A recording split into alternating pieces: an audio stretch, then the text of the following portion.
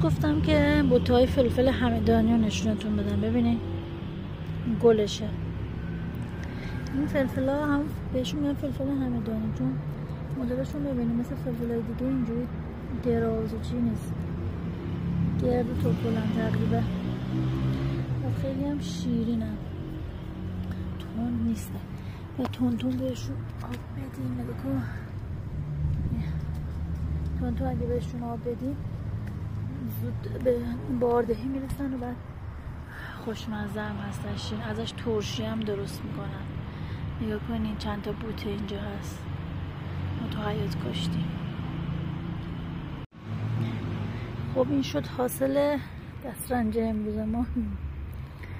کم شد میدونین، چون که سرما اینا رو زده، بوته هاشو سرما نزده، یکم خاطر سرما لرزیدن، هوای همدان سرد شده.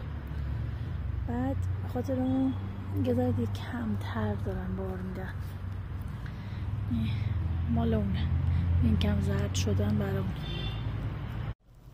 ببین این همون فلفل است که چیدم، با زدمش به سیخ رو اجاق کبابش کردم، فلفل کبابی. بعد با سرکه خانگی و شوید و سیر ترشش گرفتم.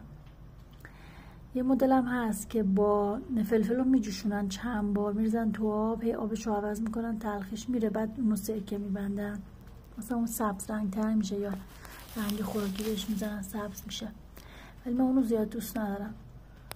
اینم که کبابیش میکنی دیگه تلخیش از بین میره و سرکه میبندی، بعد خیلی کنار برنج و غذا خوشمزه است.